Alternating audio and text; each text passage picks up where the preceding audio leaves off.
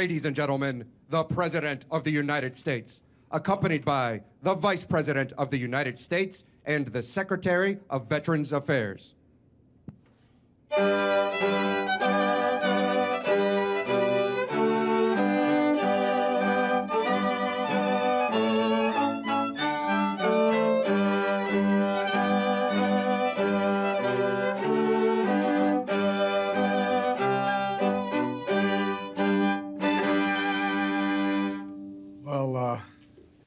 I think it's still morning. Good morning, everyone. Please be seated. I feel like we have a quorum in the house. I miss the quorums. Vice President Harris, honored guests, I want to thank you all for being here. Secretary McDonough, thank you for your work to ensure that the VA provides world-class care and support for those who bore the battle.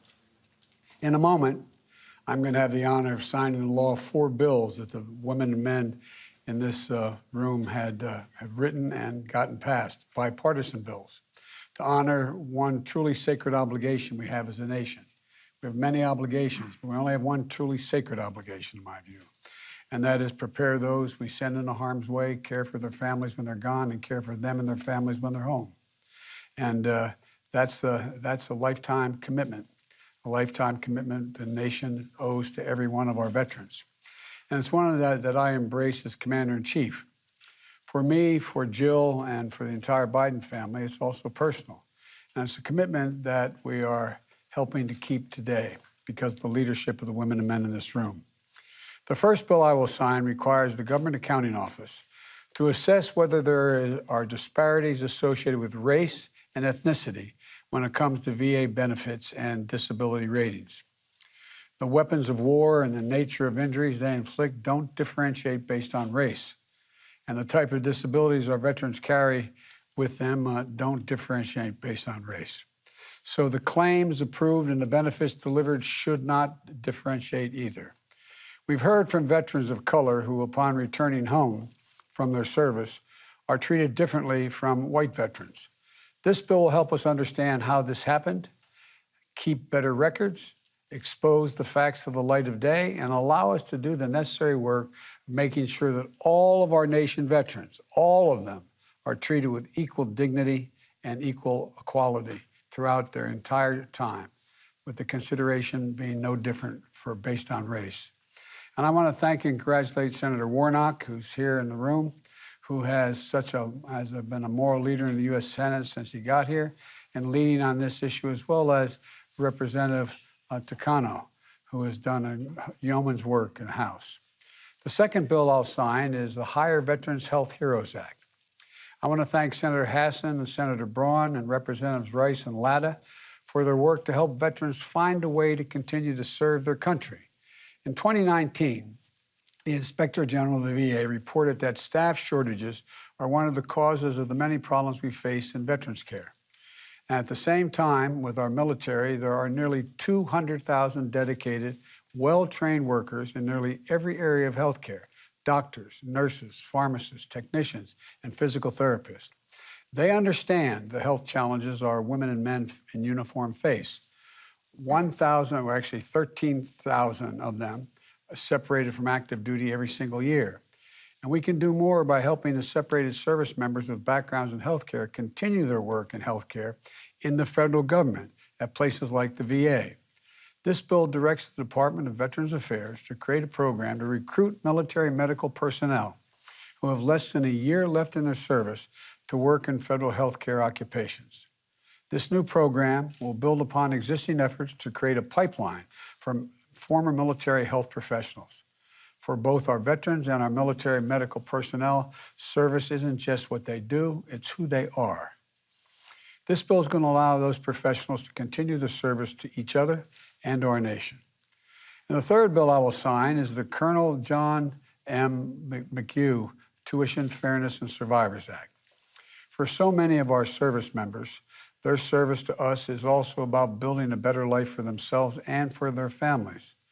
And part of keeping our commitment to them means helping survivors get the education they need and to fulfill their dreams. This law ensures that surviving spouses and children of veterans who access the Survivors and Dependents Education Assistance Program are eligible for in-state tuition wherever they choose to go to school, whether they live in that state or not. I want to recognize Senator Tester and Moran, Representatives Trone and Moore for their work they've done on this bill. I also want to recognize the very special guest, Kelly McHugh Stewart. Kelly, where are you?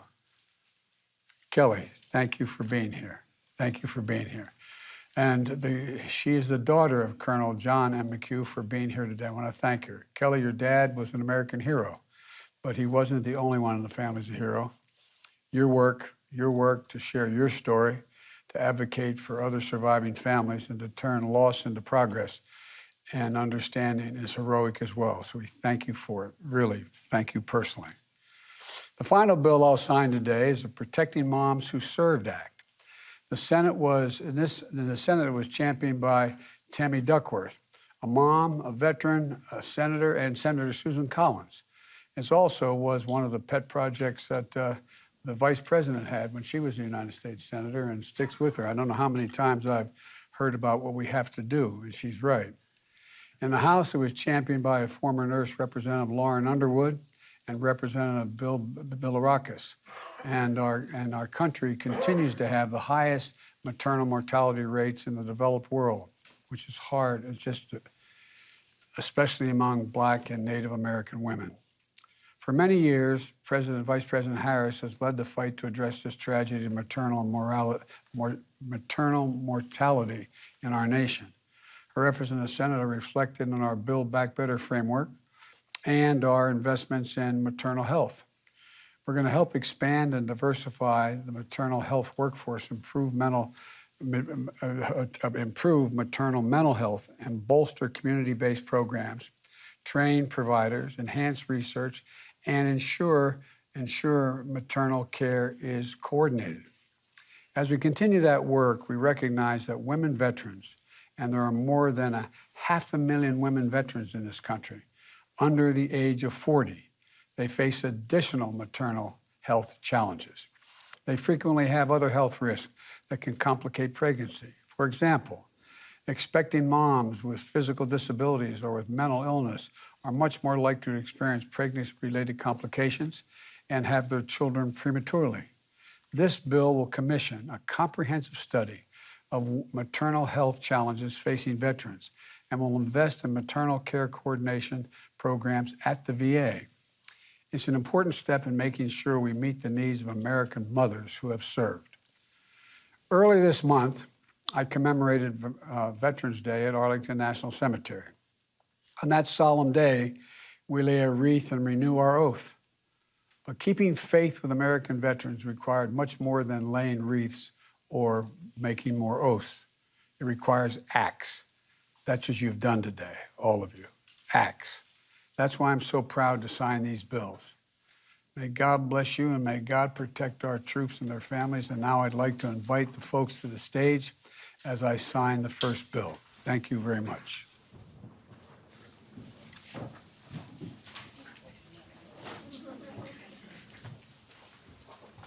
Thank you.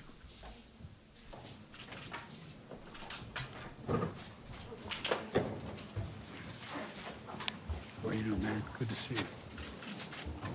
Okay, I don't want to tell you all, I only have one pen. So you're all going to get a pen, but I only got one with me today. I couldn't figure out how to pick 50 of them up here, but thank you. All right.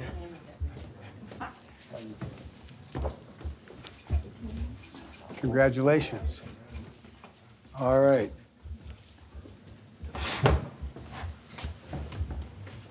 Here we go. Government Accountability Office study on disparities associated with race and ethnicity with respect to certain benefits administered by the Secretary of Veterans Affairs.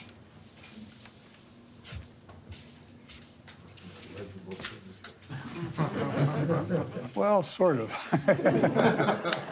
All right.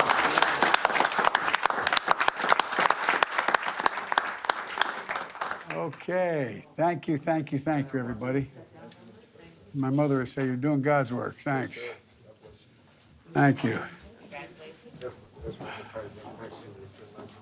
Hey, Pat, how are you, buddy? Good to see you. Hey, Big John. You're going to be here all afternoon. That'd be good. Good to see you, pal. Maggie. Love you. How you doing? Family good? Okay. Dennis, hi, everybody. How are you? Good to see you. All right. Okay.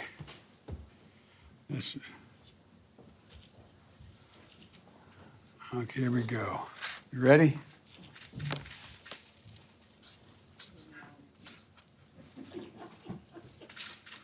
Okay. Thank you.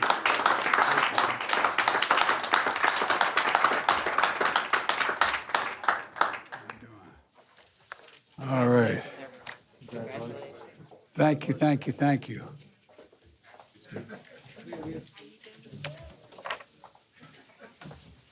Thanks for your leadership.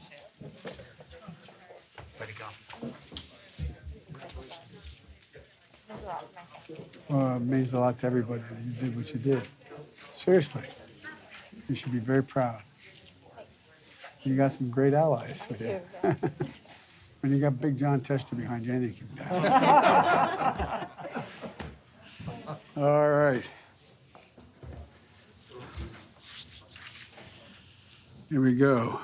Amend title. Well, I'm not going to read it all. You just sign it. All right.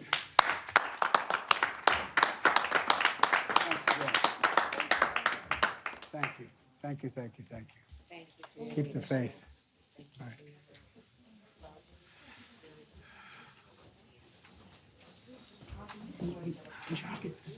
Great to see you. Okay, I'm going to sign the last bill here in a moment when the right folks are up here. Protecting. Tammy, Mr. President, how are God you, love sir? you. How you I'm doing? good, thank you. You are good. You did it. You did it, you did it, thank you. I can't block this. Hey, it's good to see you, man. Always good to see Tester blocks out the sunlight. you. Tester brings a certain gravitas to it. He sure does, man. All right. Now, the last bill, Protecting Moms Who Served Act of 2021. All right, here we go.